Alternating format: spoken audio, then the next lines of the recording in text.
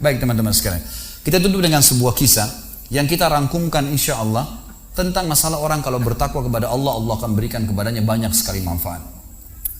Kisah ini teman-teman sekalian, kalau sudah ada yang pernah dengar, anggap insya Allah review ilmu.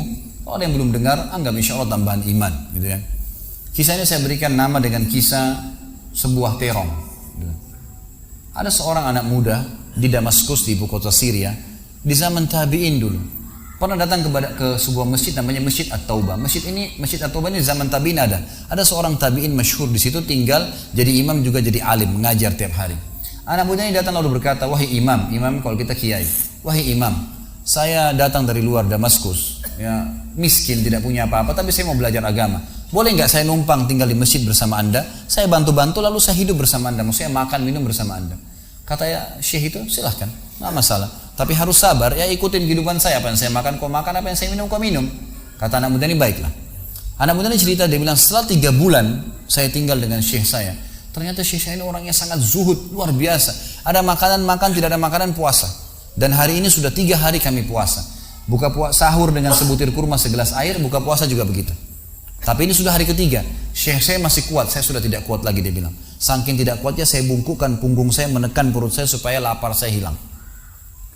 Dalam keadaan begitu, syaitan datang menggacaukan pikiran saya sambil berkata, wahai anak muda, di benak saya terlintas, sekarang sudah halal buat kau mencuri makanan. Kalau kau tidak curi makanan, kau mau makan dari mana? Akan mati kelaparan. Minta sama gurumu nggak punya.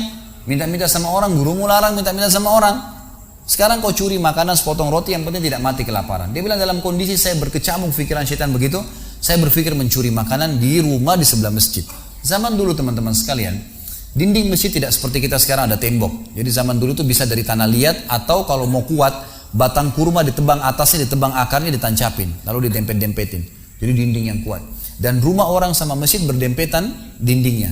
Dia naiklah dinding masjid, dari belakang masjid dia naik mau mencuri makanan. Di rumah yang pertama dia mau masuk mencuri di sebelah masjid, itu dia lihat ada 3 perempuan yang tidak tutup auratnya, lagi nunun kulit domba. Dia alihkan pandangannya karena dia tahu yang bukan mahramnya haram untuk melihatnya.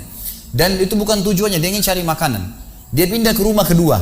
Waktu dia pindah ke rumah kedua, dia lihat dari atas rumah karena pakai pelapa-pelapa kurma, jadi kelihatan nggak ada orang, tapi ada bau masakan. Karena laparnya dia turun ke dalam, dia masuk ke dapur, ditemukan ada panci yang lagi dipakai masak dengan kayu bakar. Di dalamnya ada, waktu dia buka, air yang sedang direbus 2 buah terong yang sudah matang. Karena lapar sekali, diambil sama dia terong 1 lalu digigit. Sementara dia kunyah teman-teman sekalian, dia bilang, dia ceritakan nantinya, waktu saya sebentar kunyah dan sangat lapar, saya sudah buru-buru ingin menelannya, tapi tiba-tiba muncul ketakwaan saya pada Allah. Muncul ketakutan saya pada Allah, kepatuhan saya sama Allah. Lalu saya berkata dengan diri saya, subhanallah, syaitan berhasil membuat saya melakukan 3 dosa sekaligus. Yang pertama, masuk rumah orang tanpa izin, dosa. Yang kedua, mencuri, mengambil terong itu. Dan yang ketiga, saya sedang memakan makanan yang haram. 3 dosa sekaligus.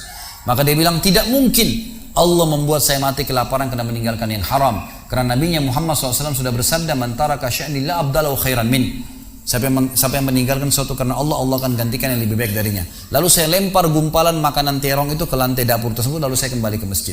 Dan masih ada pengajian, saya tidak bisa tangkap apa yang sedang dibahas karena laparnya. Waktu bubar pengajian, dia bilang, guru saya duduk di kursinya, saya pun duduk di tiang salah satu masjid. Ada satu orang tua di belakang masjid. Lalu masuklah seorang wanita dari pintu masjid bercadar, berbicara dengan guru saya sambil guru saya menundukkan pandangannya. Setelah itu guru saya mengangkat kepalanya lalu melihat ke arah saya dan memanggil, kesinilah muridku. Datanglah saya, kata anak muda ini. Lalu ditanya oleh guru saya, apa kau sudah menikah? Dijawab oleh muridnya, belum. Lalu ditanya 2 kali, apa kau ingin menikah? Dia tidak jawab. Apa kau ingin menikah? Tidak jawab. Sampai 3 kali, apa kau ingin menikah? Dia tidak jawab.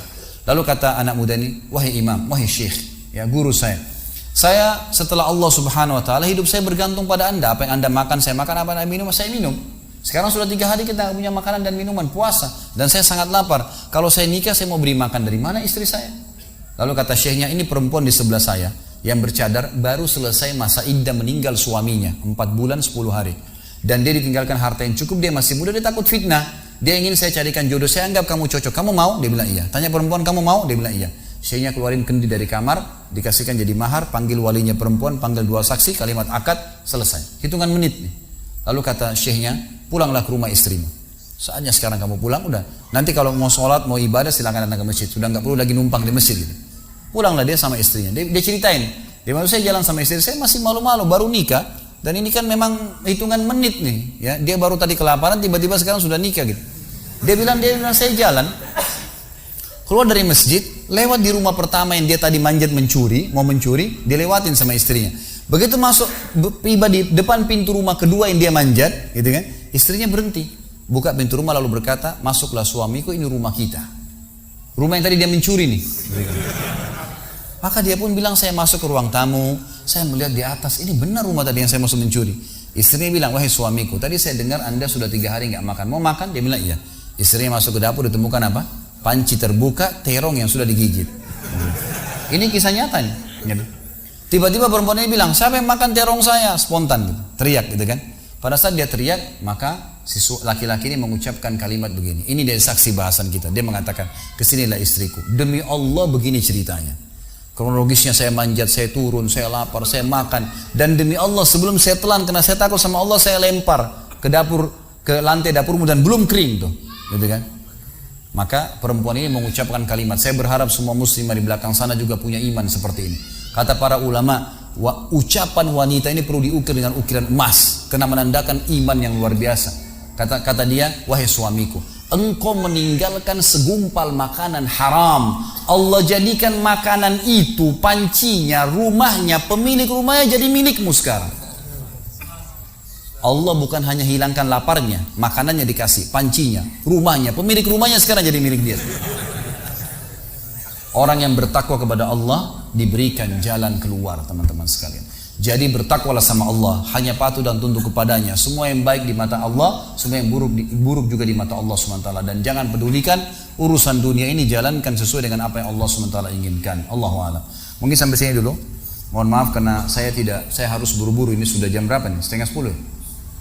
Hah? 9. Iya, 9:30. Sudah tidak dirasa waktu. Ya, mungkin sampai sini dulu insya Allah. Kita masih ada tema besok subuh. Kita juga masih ada tema sebentar karena saya lagi kemungkinan ada istri saya akan jemput di bandara. Maka mungkin saya tutup, tidak ada pertanyaan. Kalau ada teman-teman punya pertanyaan bisa disimpan, dicatat.